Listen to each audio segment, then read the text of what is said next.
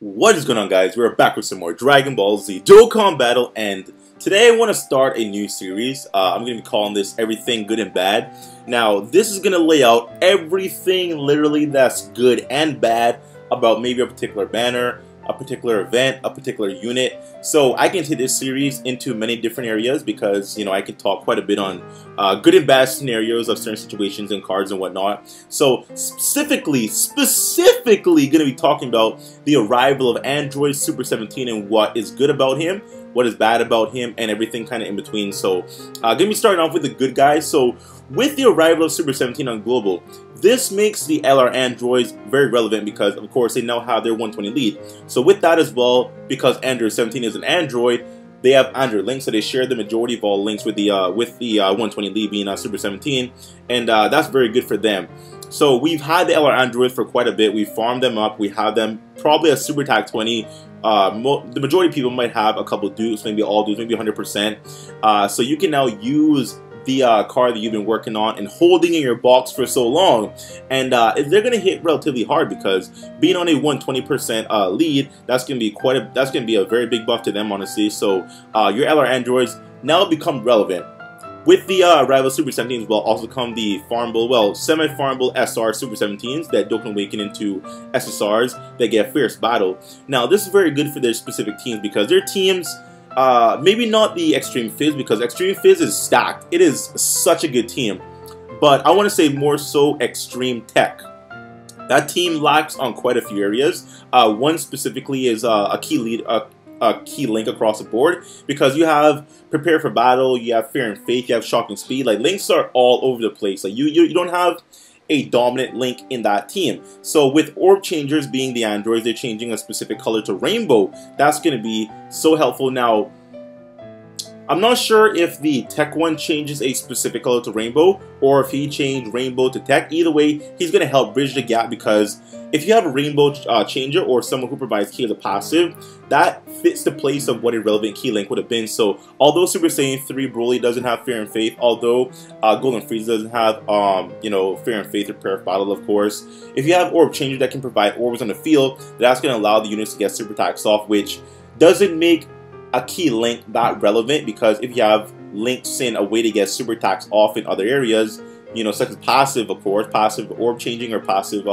key providing key, that does mimic what a key link would be. So that's very good. Those cards are so freaking good. Although they're just SSRs, they are so good. And with them as well, Super 17 does have a farmable super attack, semi-farmable, because you need to pull quite a few of them to get a super attack up to 10. But if you do Dokkan awaken them to Super 17 and Z awaken them to a UR, then it's a 100% chance. So you can't really go wrong with that. So the third thing I would say is actually the banner itself. It is a very good banner. Specifically going to be talking about Super Saiyan 4 Vegeta. Yes, he's on the banner, and if you miss a chance to pull Super Saiyan 4 Vegeta, now you have another chance to pull him, which that's why I'm summoning. I need one more Vegeta to 100% my Super Saiyan 4 Vegeta. I need one. So I'm going to go until I pull another one. So I'm sure the majority of you guys are in my position where you need more Vegetas to 100% your Vegeta, or you just want to pull one copy. This is a very good banner to do it on, because it all seems like the units are easier to pull when they're not the main featured card. Like, Vegeta for me was very hard to pull on his own banner. Like, I think I went close to 2,500 stones trying to pull a couple copies. I got 3 with, like, almost 3,000 stones on his initial banner. So, but if you look at the other SRs that I pull, like, I pulled tons of STR Trunkses, I pulled tons of Super Baby 2s. That's because they weren't the main featured cards. So it always looks to be the case when a card is not the main featured banner card. You do pull more of them. So I would imagine you're going to be pulling more Super Saiyan 4 Vegeta than you will Super 17 itself, which is probably a good thing for the majority of you guys, because some of you don't even want Super 17, you want Super Saiyan 4 Vegeta and dupes of him as well. So this is a very good banner to do that on. And as well, Vegeta doesn't come back as much as Goku, so we don't see Vegeta again until that selected banner that JP had. You can select SSRs and units to put on the banner, so that's when he next comes back. But he's not in Gogeta's banner, he's on a Super Saiyan 3 Broly banner, he's on a Super Saiyan 3 Gotenks banner. Granted, the banners can change, they can add units, they really can, but I don't see them going another way to add someone like a Super Saiyan 4 Vegeta on what was a Super Saiyan Gotenks banner and a all-tech banner for Super Saiyan 3 Broly. So if you want Vegeta, this is probably your best opportunity to get him until he goes away for quite a while. So I would say summon in that case if you do want Vegetas. Another thing you need to look at is that you also have a chance to get Super Saiyan Rose Goku Black and also Super Vegeta, which are very relevant cards. They are so good. Specifically talking about Vegeta, just mentioned Vegeta. He does fit on Super Saiyan 4 Vegeta's team. He's probably more important than Vegeta himself, because what Super Vegeta brings to the team in terms of the counters, in terms of the damage output, in terms of the criticals, if you put criticals on him to get additional critical counters with, he does provide a lot.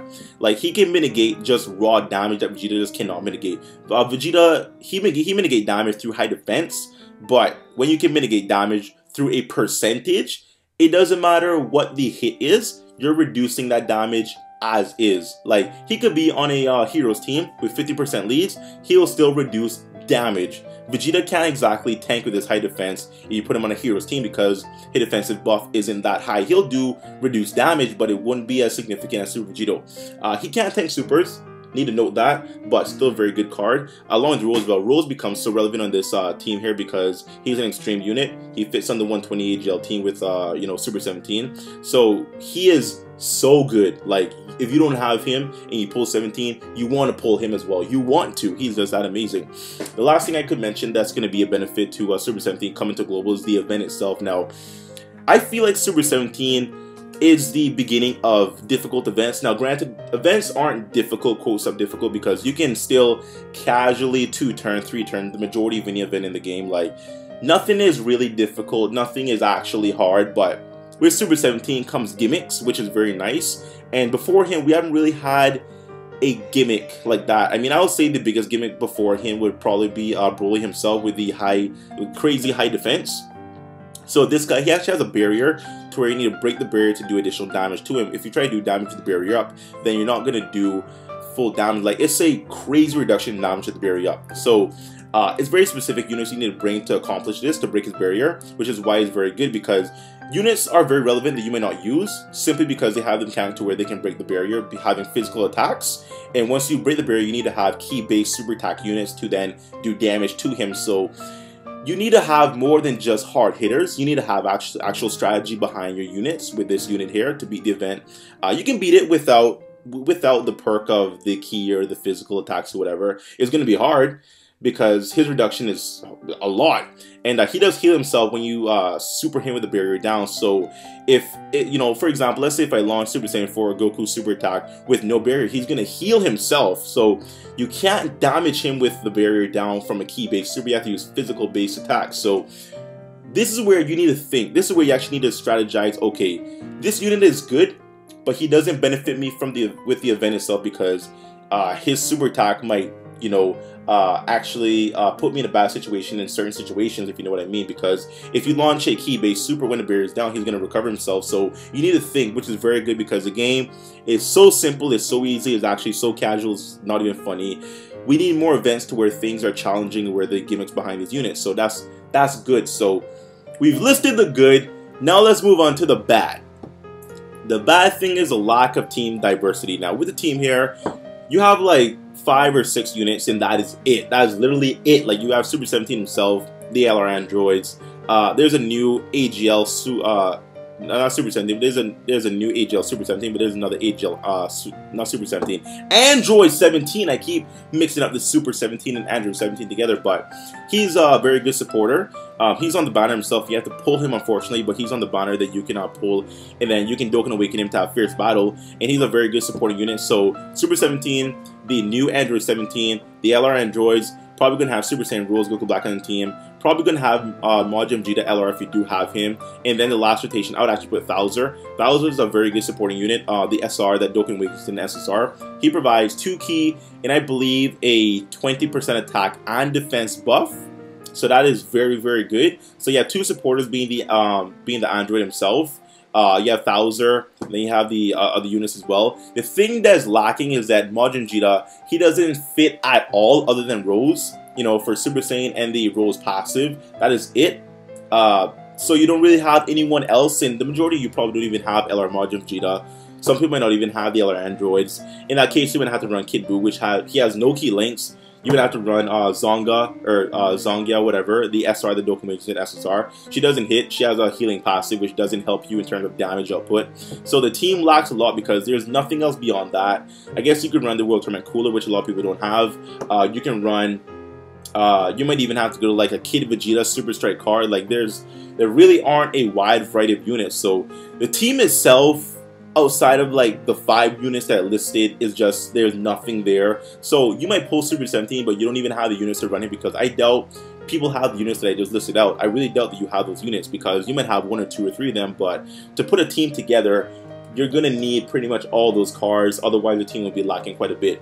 So the other issue is Super 17 Friends. Now, Super 17 is not a bad card at all. He is not bad by any means. He's actually very good. And I hate the androids, and I'm saying he's good. What? He does have a gimmick to where you need to get hit in order to get his damage output going. So that's a very cool gimmick. But without a friend, you can't run the team. So I could pull Super 17, but never run the team simply because I can't find a friend. And that's not my fault. That's not any player who pulls Super 17's fault. That is Bandai Namco's fault, or Namke's fault. So it's up to them to implement a better friend system, but obviously they haven't done that as yet. So from here on, before they implement a friend system that's good, where we can search specific units, this will always be an issue for every single card up and coming. Unless you're like a Gogeta, unless you're like a Super Saiyan 4 Gogeta, then this will always be an issue because people always run Gogeta in Gogeta. People will always run him. People will always run Super Saiyan 4 Gogeta. Like these leads, you will always find them. Like even today on JP, like Super Saiyan 4s were released damn near a year ago. Damn near, like 4 months from now will be a year ago. They were released, and I can still find more Super Saiyan 4 Goku and Vegetas than I can Kid Boos or STR Janimbas or Super Saiyan 3 Brolys or even Super Saiyan 3 Gotenkses. So that does hurt him. You'll probably never run the team because you just cannot find a friend, which is unfortunate.